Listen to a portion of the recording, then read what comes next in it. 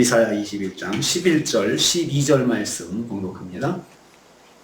이사야 21장 11절 12절 말씀입니다. 같이 봉독합니다.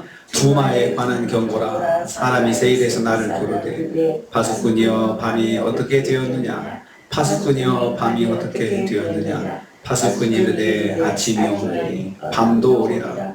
내가 물으려거든 물으라. 너희는 돌아올지니라 하더라. 아멘. 아멘. 오늘 말씀은 역사의 주관자이신 여호와께서 에돔에 대해서 심판을 경고하시는 것을 내용으로 하고 있습니다.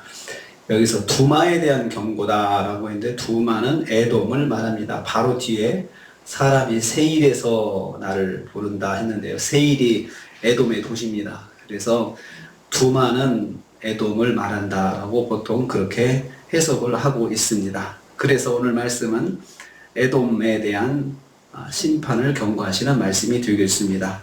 에돔도 이스라엘을 주변에서 괴롭게 했던 그런 민족이죠. 사실은 아담의 야곱과에서의 그런 형제간이기 때문에, 후손이기 때문에 이스라엘과는 친척관계죠. 형제가 사촌간인데 그렇게 이스라엘을 괴롭게 했던 민족 중에 하나가 또 에돔이 됩니다. 그 에돔에 대한 심판이 경고되고 있습니다. 11절 전반부 보면요, 에돔 사람이 선지자에게 사람을 보냈다 했습니다. 사람이 세일에서 나를 부른다라고 했습니다. 세일은 에돔 족속에 거주하는 산지의 이름이고요. 세일 사람들이 선지자 이사야에게 사람을 파견해서 만난 것입니다. 사람을 보내서 에돔 족속 자신들의 운명이 어떻게 될 것인지 묻고 있는 것입니다.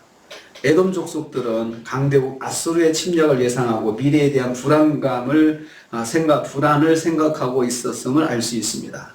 그러니까 세계 정세가 돌아가는 것을 가만히 보니까 에돔도 불안한 거예요. 에돔도 불안하죠.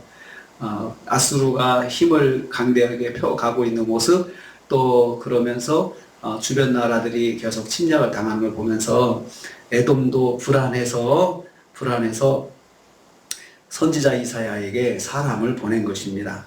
에돔 족속들은 선지자 이사야의 영성을 인정하고 있음을 알 수 있죠. 그러니까 에돔도 선지자 이사야의 영성을 인정하고 이사야 말을 듣고자 하는데, 정작 유다는 이사야를 품고 있는 이사야가 살고 있는 유다는 그냥 이사야의 말을 무시해버리고 아무리 외쳐도 듣지 않는 거예요. 그런데 에돔은 이사야의 영성을 인정하고 사람을 보내가지고 우리가 어떻게 될 것인지 이렇게 물어보는 그런 상황입니다. 자신들의 미래에 대한 하나님의 뜻이 무엇인지 선지자를 통해서 알고자 하는 것입니다. 그렇다면 유다도 말할 것이 여호와께 나와야 되지 않겠습니까? 선지자한테 물어봐. 선지자가 계속 외쳤으니까 그 외치는 말씀에 귀를 기울여야 되지 않겠느냐, 그렇게 반문하고 있는 것입니다. 하나님의 백성은 위험을 느낄 때 반드시 하나님께 나와야 됩니다. 하나님께 나와야 되는데 선지자를 찾는 것처럼 하나님께 나와야 된다는 말씀입니다. 두 번째로 11절 후반부 보면 에돔 사람들이 선지자에게 물었습니다. 파수꾼이여 밤이 어떻게 되었느냐.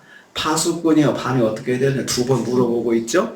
여기서 파수꾼이라는 쇼메러, 이 말은 지킨다는 뜻을 가지고 있습니다. 선지자 이사야를 지칭할 때 파수꾼이여 이렇게 부른 거죠. 당신은 지키는 자다라는 거죠. 다시 말하면 밤에 성읍을 안전하게 지키는 순찰자를 의미하는 것이 파수꾼입니다. 에돔 사람들은 선지자 이사야를 영적인 통찰력을 가진 시대의 파수꾼으로 알고 있는 것이죠. 저분은 시대의 파수꾼이야. 영적으로 늘 깨어 있어서 시대를 바라볼 수 있는 눈을 가지고 있는 분이야 라고 인정하는 거죠. 그래서 파수꾼이라고 부르고 있는 것입니다. 밤이 어떻게 되는지 물었습니다. 두 번 묻는 것은 광명한 아침을 간절히 기다리고 있는 모습을 보여주고 있습니다. 그러니까 밤이 어떻게 되겠느냐라고 두 번이나 물어보는 것은 아침을 간절히 기다리는 거죠. 지금 자기들이 어두운 밤 같은 시대를 지내고 있는 거죠. 계속 전쟁의 위협이 있죠. 실제로 전쟁이 일어나고 있죠. 그리고 자기들의 운명은 어떻게 될지 모르겠죠. 계속하니까 고통스러운 이 밤이 빨리 지나가기를 바라는 거예요. 밤이 어떻게 되겠어요? 밤이 어떻게 되겠어요? 이렇게 물어보는 것입니다. 그만큼 불안하고 위험한 밤 같은 시간을 보내고 있다는 것입니다. 그래서 에돔 사람들은 위기 해소의 시점을 초조한 심정으로 이사야에게 물어보는 것입니다. 우리가 언제나 아침을 만나게 될까요? 이렇게 물어보는 건 똑같다는 거죠. 이 밤을 두 번 물어본 것이요. 여기서 하나님 말씀을 받은 선지자를 파수꾼으로 본 것처럼 하나님 말씀을 받은 성도는 시대를 지키는 영적인 파수꾼이라는 것을 꼭 기억해야 합니다. 나는 내 주변을 지키는 영적인 파수꾼이다. 우리 가정의 영적인 파수꾼이고 우리 주변 사람들에게 영적인 파수꾼이고, 그래서 말씀을 듣고 말씀을 통해서 하나님의 뜻을 깨닫는 성도는 파수꾼의 심정으로 파수꾼의 사명을 가진 자라고 생각을 해야 합니다. 세 번째로, 에돔이 아침을 맞이하고 밤도 맞이할 것이라 대답을 듣습니다. 선지자가 전한 말씀에서 밤을 강조하고 있습니다. 파수꾼이 이르되 아침이 오나니 밤도 오리라. 아침이 오겠지만 밤이 또 올 거야, 그 뜻입니다. 에돔 사람들은 아수르 위협에서 직면한 어두운 밤을 벗어나기를 바라며 질문했을 것입니다. 하지만 선지자는 밤을 벗어나 아침이 온다 할지라도 곧바로 다시 밤이 찾아올 거야, 아침이 온다 하더라도 또다시 너희들은 밤을 만날 거야, 이렇게 말을 합니다.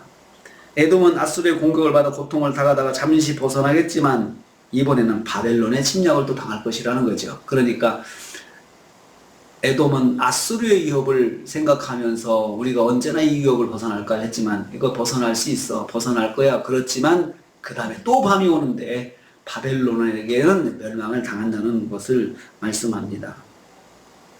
다시 바벨론의 침략을 당할 것을 예언하죠. 그러면 이제 에돔은 어떻게 해야 할까요? 선지자는 이어서 말합니다. 너희는 돌아올지니라, 너희는 돌아올지니라 라고 했습니다. 이 말은 하나님께 나와 회개하는 것을 말합니다. 회개만이 살 길입니다. 사실 이 사람들은, 에돔 사람들은 자신들이 어떻게 될 거냐는 운명은 물어봤지만 그러면 우리가 어떻게 해야 됩니까? 라고 묻진 않았어요. 그렇죠? 그러니까 선지자가 묻지 않았지만 살 길도 이야기를 해주는 거예요. 너희는 돌아와야 된다. 돌아와야 된다. 돌아온다는 것은 원래 있던 자리로 온다는 거잖아요. 원래 있던 자리가 뭡니까? 아브라함의 자손으로서 돌아오는 거죠. 하나님께 돌아오는 거죠. 그 우상을 버리고 하나님께 돌아오는 것만이 살 길이다, 살 길이다 라고 그렇게 제시를 하고 있습니다. 여호와의 심판 앞에 선 죄인이 살 길은 오직 회개밖에 없습니다. 그러니까 내가 어떻게 될까요? 묻지 말고 그럼 내가 어떻게 해야 할까요? 라고 물어봐야 되는 것입니다. 저는 오늘 말씀 통해서 파수꾼, 우리가 영적인 파수꾼이다 라는 말씀 적용하고 싶습니다. 우리는 오늘 하루도 이 시대에 영적인 파수꾼인 것을 꼭 기억하십시오. 기도하는 저와 여러분들은 영적인 파수꾼입니다. 그래서 우리가 있는 곳에서 먼저 우리 가정에서 파수꾼 역할을 감당해야 되고, 우리가 섬기는 교회 안에서도 파수꾼 역할을 감당해야 되고, 우리가 속한 사회 공동체 안에서도 영적인 파수꾼 역할을 감당해야 합니다. 이 사명이 우리가 있음을 기억하시고 영적인 파수꾼으로 깨어서 하나님의 말씀을 듣고 오늘 하루도 승리하시고 충성하시기를 주님의 이름으로 축복합니다. 주님 감사합니다.